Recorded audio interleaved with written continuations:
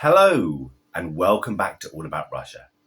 My name is Andrew, and in this video we're going to be looking at one of the core regions of modern Russia, the Kaluga Oblast. The Kaluga Oblast is located in the west of Russia, in the Central Federal District, in the Central Economic Region. It is the 64th largest federal subject at over 11,000 square meters in size, and is larger than the nation of Armenia. As of the last census, it has a population of over 1 million, making it the 45th most populous federal subject, with more people here than the nation of Fiji. Located near the heart of Russia, the Kaluga Oblast is bordered by the Bryansk Oblast to the southwest, the Oryol Oblast to the south, the Tula Oblast to the east, Moscow and the Moscow Oblast to the northeast, and the Smolensk Oblast to the northwest. The land is largely forested at nearly 50%, with arable farmland making up a little over 10%. As a relatively flat part of Russia, the highest mountain is the Zaitsevo mountain, at a mere 279 meters tall, shorter than the Eiffel Tower. Of the many rivers that flow through the region, the longest one is the Oka, of which 111 miles flows through the oblast. The name of the oblast stemmed from its capital city, Kaluga, which is itself a corruption of Kaluga, a nearby river. The Kaluga Oblast is divided into 24 different administrative regions, with the capital Kaluga having its own district. The entire region runs on Moscow Standard Time. The flag of the oblast is two horizontal stripes of red and green, divided by white, with a crown on the red section. The red stands for the sacrifices made in the region, the green for the land itself, and the white represents the Oka River. The crown signifies the imperial connections of the province. This flag was adopted on the 30th of January 2004. Surprisingly, this oblast does have an anthem, something usually reserved for republics, and is playing right now. I will of course include a link below for those of you interested. The Kaluga region has had human habitation since around 10,000 BC, with Mesolithic structures and artifacts being found along the Oka River.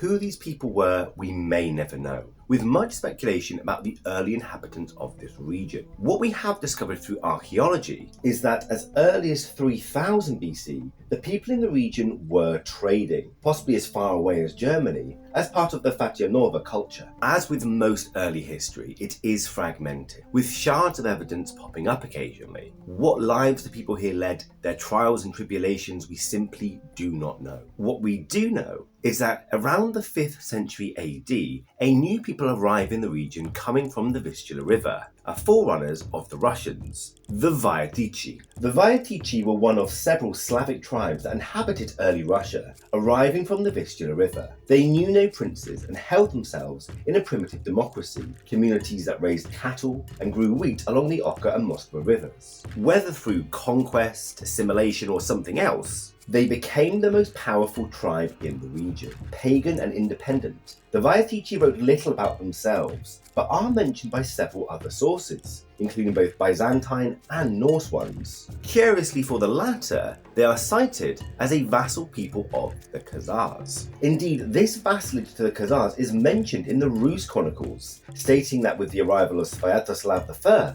the Vyatichi were coerced to pay the Rus tribute rather than the Turkic Khazars. Whilst the primary chronicle paints this as a fairly peaceful transfer, the reality was far more violent. The inclusion of the Vyatichi lands, including the modern Kaluga region, into the Kievan Rus state saw numerous revolts and rebellions. The last in 1080 against Kievan Rus hierarchy and notably their religion. While Svyatoslav I was not a Christian, his successors were, and a wave of proselytization swept the Kaluga lands from its inclusion in the Rus state. The Vyatichi resisted this monumental religious change, and it's only around the year 1000 that substantial numbers were converted. By the mid-11th century, the Kaluga lands were included in the Chernigov Principality, but this was by no means a fixed boundary. War would trouble the region further, as rival branches of the House of Rurik fought for authority and control in the Principality. This infighting not only ravaged the region, but it also left it vulnerable, weak, and almost entirely at the mercy of the Mongols. In 1237, Batu Khan began his invasion of Kievan Rus. On the eastern border, Chernigov was overwhelmed and completely destroyed by the Mongol. Whilst holdouts did exist, notably Kozelsk, a city idolized for its resistance to the Mongols, the principality was destroyed and several sub-regions popped up, swearing fealty to the Mongols in return for peace. By 1246, two appendages ruled by descendants of Rurik but loyal to the Mongols existed on the Kaluga lands, Karachevo and Tarusa. An interesting point here is whilst the Kaluga lands had been a part of Kievan Rus, they had always been on the periphery and brought in through violence. What devastations the Mongols brought also brought opportunity and a chance for some of the people in the region to have more of a say in their own governance. As previously mentioned, the Golden Horde was not especially bothered about colonising the Rus princedom, content to extract men and tribute from them, which left the remaining Rurikid princes in the region with a degree of both independence and opportunity. For the next 200 years, both of the appendages of the Kaluga region would sway in their loyalty. Loyal to the Khans, loyal to the rising power of Muscovy, loyal to the expanding power of Lithuania, and loyal to themselves. This chopping and changing gave the princes there a degree of protection that they needed, but inevitably also made their lands a battleground. What is especially interesting is that both Lithuania and Muscovy at different times recognized the other's influence in the Kaluga lands, at least until the next war. Any potential loyalty to the Khans of the Golden Horde were put to an end in 1480 at the Ubra River, where Ivan III led his army to face the Tartars of the east. This stand cemented the Kaluga lands as tied to a European power, but it wouldn't be until the 16th century that this was formalised as to which one. At the advent of the 16th century, the Grand Duchy of Lithuania officially renounced their claims to the land of the upper Oka River. 6 years later, the Karachevo appendage would be directly annexed by Muscovy. This put the entire Kaluga lands for the first time in 500 years directly under a Slavic power, Muscovy. Whilst we think of Kaluga today as an integral part of the heartland of Russia, in its earliest days it very much was a battleground. Incorporating the two appendages of Karachevo and Tarusa into the Principality of Kaluga in 1505, the region served as both an economic hub, notably for icon painting, but also as part of the southern defensive line, protecting Moscow from the predatory Tatar raids. Indeed, when the region was incorporated into the de jure land of the Principality of Muscovy in 1518, this defensive role was emphasised even more, with hundreds of troops being stationed in the region. For the people of Kaluga, this was nothing new. As far back as the city's founding in 1371, Kaluga had been a depot for armies, first Lithuanian and now Russian, and the perils of war hardened the Kaluga natives. The danger to the south directed trade both to the north and to the west, building strong economic ties with the capital, which would lead to some interesting results. The Time of Troubles is a period in Russian history where pretty much everything seems to go wrong. The entire country was in jeopardy due to an abysmal harvest. The Tartars were raiding freely to the south. The last Tsar had died without a clear heir. And to top it all off, the Polish were invading, backing a pretender to the throne. So how did this affect the Kaluga region? Unsurprisingly, fairly poorly. When Dmitry I invaded...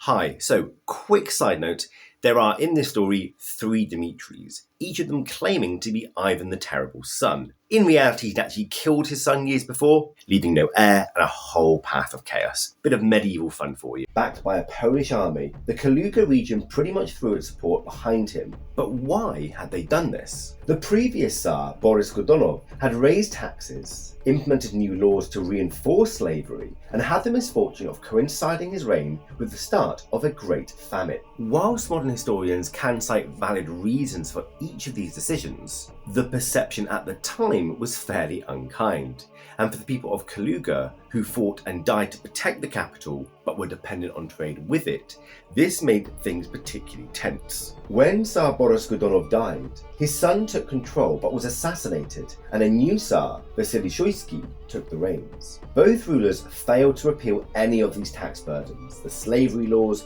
nor resolve the ongoing famine, and this made the Kaluga region a hotbed of anti-government opposition. Ivan Bolotny, a Don Cossack, led a huge uprising centred in Kaluga in 1606, that very nearly unseated the Tsar. He had support from a lot of rural Russia, and though ultimately defeated, for years after, the Kaluga region would remain a hotbed of anti-government forces. This was so much so that the region threw its weight behind the second false Dmitry, who invaded again in 1608. His death in 1610 left the throne vacant and the land in absolute anarchy. Whilst no stranger to war, the ongoing crisis had depopulated the Kaluga region of their fighting men. Trade with the capital had slowed down to a trickle, and famine was all around.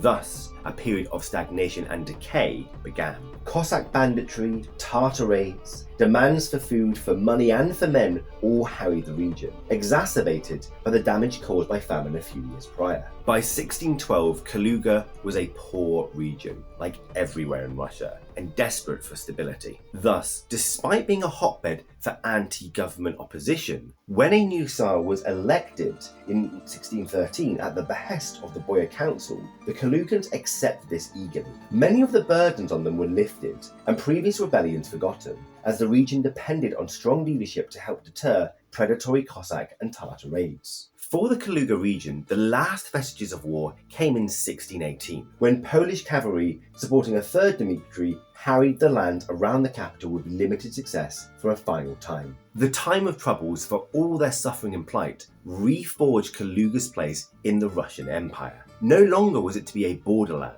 but instead an economic hub supporting the capital. In this new order, Kaluga would prosper, with stronger links than ever before to the capital in return for loyalty. The idea of Kaluga being a core orbit of Moscow was not a new one, but post the time of troubles it undeniably became one. The 17th century saw a number of changes for the region. The schism in the Orthodox Church saw an exodus of workers from the Kaluga region, heading to the south and to the east. Many there held to the old ways and believed it better to be more orthodox lands to reside in. Nevertheless, despite this, the economy of the region grew significantly throughout the 1600s, and for a number of reasons. Firstly, the stability of the Romanov dynasty and expansion of the southern border made the region peaceful, allowing small craft shops and local commerce to develop unmolested. The Treaty of Pereyaslav and the inclusion of Ukraine into the Russian Empire brought new markets for the tools, textiles and icons of Kaluga. Proximity to the capital helped local boyars and newly made landlords gain credit, expanding existing settlements and founding new ones. The 18th century would see the Kalugan lands widely settled and prosperous, linked with both the old and new capitals, with the rewards of colonialism filtering in. Ore from the Urals and furs from Siberia were all fashioned into works of art and textiles across the Kaluga region, and well-maintained roads and relay horses linked it to the rest of the Muscovite Principality. In 1708, the Kaluga region was included in the Muscovy Governorate, but 11 years later this was differentiated into the Kaluga province within said governorate. This was primarily done for ease of administration, as the Kaluga region had grown incredibly wealthy. By 1776, there were an estimated 700,000 people living across the province, and thus its own viceroyalty was created. In 1795, this was upgraded to its own governorate. This 2-century economic rise was cut short by Napoleon, but not for the reasons you think. In 1812, as part of the wider Napoleonic Wars, the French invaded Russia, supported by a patchwork of nationalities. Brought to a stop at Moscow, which the Russians had burned down to stop the French from taking it, the French army turned south for supplies, and were met by the Russian army on the border of the Kaluga Governorate. This began the cascade of the Le Grand Armée doing their grand retreat all the way westward back to France, being picked off by auxiliary cavalry all of the way. Whilst the Kaluga region had not been plundered or damaged during this invasion especially, it would be decimated in the post-Napoleonic years. For the danger that Napoleon had brought wasn't sword and fire, but actually innovation. The innovations of technology with regards to logistics meant that the traditional trade routes south and along the Oka were replaced by more efficient train and naval freight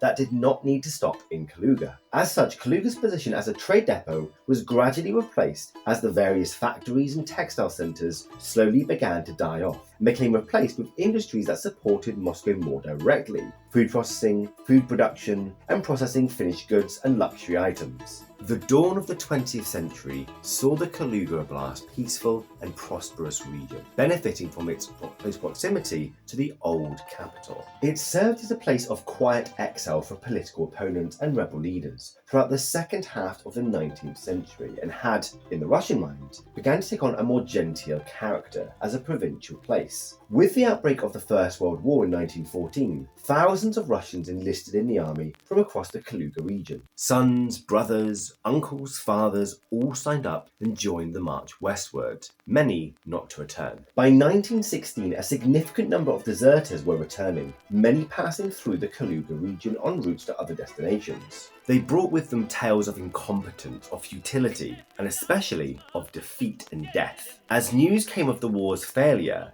discontent grew across the region. The remaining communities, already largely semi-industrial, from a number of industries that had been developed in the Kaluga region, quickly threw their weight behind the Bolsheviks when they seized power in 1917. The Kaluga region, once a hotbed of anti-government opposition, now became a heartland of the new Red State. Thousands of volunteers for the Red Army came from the Kaluga region, with many others providing resources to feed and supply the soldiers. Despite at least one uprising occurring during the Civil War years, the Kaluga region was largely loyal to the Bolsheviks. And as such, when the Reds won out, the Kaluga Governorate was an area of economic focus, raising both the economic potential and the living standards. Starting in 1922, a policy of reindustrialization began, converting former warehouses back into factories and depots as raw materials were brought in, transformed into tools of the state. In 1929, Kaluga was included in the Western region as part of the government reshuffle of borders, and this brought about even greater economic ties with neighbouring communities. People from across the Soviet Union flocked to Kaluga to work in its factories and firms, helping to support this new radical state. Unlike most of the Soviet Union, the Kaluga region began the Second World War slightly earlier, in 1939. Beginning with the invasion of eastern Poland, captured Polish soldiers were interred in Kozelce, only to be infamously massacred 2 years later. This was done preemptively as part of a plan to remove troublesome Polish influence in the Soviet Union as a whole, before the German invasion of June 1941. In fact, it was the invading Germans who discovered this massacre, which the Russians then tried to pin on the Germans. And don't get me wrong, the Germans killed a lot of Polish people. I mean a lot. But this massacre was entirely Soviet in origin. The German war machine rolled on, and by October 1941, the Kaluga region was under German control. It would be liberated on the 5th of January 1942, but between that time, huge numbers of Soviet citizens were killed. Some sent westward to work in labour camps, others mowed down with extreme prejudice. Even after its liberation, Kaluga's proximity to the front once again made it into a battleground, and much of the region was devastated. Civilians were evacuated as best they could, and tens of thousands of Soviet soldiers were sent to reinforce the line, many paying the ultimate price. On the 5th of June 1944, the Kaluga region was formed with its modern borders. The Oblast was in a bad way, having been a battleground for the last 3 years, and thus the Soviet government treated it as a core area of focus. People and resources flooded into Kaluga, rebuilding cities and towns, paving roads, and creating entire communities. This reconstruction was actually such a success that the Kaluga region was home to the world's first nuclear power plant. And this is quite significant of a final change for the Kaluga region. Historically, it had been a borderlands, a trade depot, even something of an industrial hub, but now it would be something else. Now, it would be a scientific centre for the Soviet Union. The Kaluga Oblast is sometimes called the cradle of Soviet space exploration. This is because one of the forefathers of rocket technology in the USSR spent the majority of his life in the Oblast. Not that the earliest achievements were made in Kaluga. No. They were made in Moscow, Petersburg, Kazakhstan. But this guy was from here, so we're now going to say this is the cradle of Soviet space exploration. No, what we have here is a massive claim by proxy. It's a little bit like how Warwickshire claims to be Shakespeare's county, even though all of his work was done in London. Is worth mentioning is that the Kaluga Oblast became a centre for Soviet scientific progress, and many auxiliary support to major areas of research were made in this region. The Kaluga Oblast prospered from the patronage of the state, combining both the economic strength of an industrial region as well as its proximity to the centres of Soviet power. It is notable that the Kaluga region was never home to any secret cities, despite its important status. Though perhaps because they were very near to quite a few in the Moscow region, they didn't need any. Soviet power and influence had certainly helped the region, but it would also go on to hinder it. In 1986, the Chernobyl disaster affected the entire region, rendering over 350 settlements completely uninhabitable. For context, in 2015, 300 of these settlements were still uninhabitable. This disaster, as it did in many parts of the Soviet Union, caused an outcry, and things were about to get worse. The fall of the Soviet Union saw factories close, state support dry up, and all manner of crime and lawlessness increase. Their proximity to the capital Moscow saw a steady stream of young and ambitious leave, resulting in a regional imbalance demographically. As such, when agreements were finally reached and the freefall of the Russian economy began to slow down, it was soon felt in the Kaluga region as one of the first priorities. With the coming of the new millennium, things began to look up. The infrastructure, production base, and established network of factories made the region an attractive prospect, especially for industries looking to be near Moscow without paying Moscow prices. Soon Kaluga became home to not just domestic, but international companies. Throughout the 2000s and the 2010s, huge companies such as Volkswagen, Peugeot, and Samsung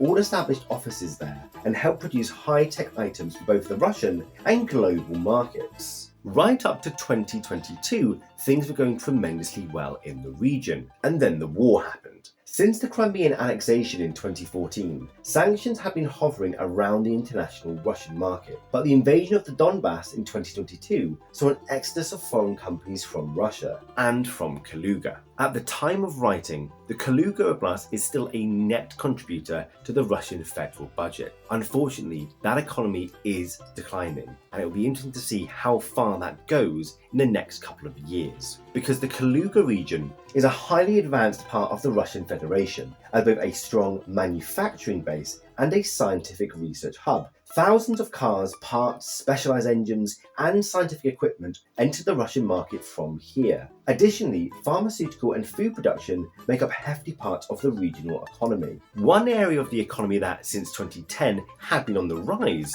was actually tourism. Kaluga's reputation as a provincial place adjacent to Moscow made it an attractive weekend break destination. Additionally, the M3 motorway, which ran to Ukraine, made the Kaluga Oblast a popular resupplying place a few hours out of Moscow for longer trips. As mentioned in the beginning of this video, the population stands at over 1 million people. The vast majority of these are ethnic Russians at over 90%, with Tajiks, Armenians, and Uzbeks all making up small communities. Partly due to its Soviet legacy as an industrial base, partly due to simple economics, the region also holds a multitude of other nationalities in much smaller numbers. As of the 2012 survey, the religious makeup of the Kaluga Oblast is majority Christian at over 50%, the majority being Russian Orthodox. Spiritualists make up over 25%, with atheists at over 8%. An interesting side note here is that despite having only 1.6% of the population declared as native faith believers, the Kaluga Oblast is the administrative centre of the Russian branch of the Rodnovery native faith. The Rodnovery faith is a Slavic neo-pagan faith that rose to prominence in the 1980s. I will cover it more in a future video as it is a fascinating topic. The birth rate in the Kaluga Oblast is 1.34, which is slightly lower than the national average. Alcoholism is slightly higher than the national average, with 127 incidents per 100,000, yet drug abuse stands slightly lower again at 11.75 incidents of overdosing per 100,000 people. The governor of the region is Vladislav Shapsha, who has been in power since 2020. He is an ethnic Russian from Obninsk in the Kaluga region, and is, of course, a member of the United Russia Party. At the time of recording, I cannot in good conscience suggest going to Kaluga or really any part of Russia. However, if you are to go, some things you may find are Kaluga's Space Museum, dedicated to the Soviet advances in the stratosphere and beyond. The Temple of the Fire God Svarovich, a Rodnovary temple in Krasotinka, the Ugra River, where an enormous monument to the Great Stand remains. The Kaluga region has prospered and suffered in relation to its orbit to Moscow, and it's reasonable to expect that that relationship will continue going forward. I, for one, hope to see its fortunes restored and the people there return to prosperity. Thank you for watching. My name is Andrew. Up next, the Kamchatka Cry. Baka!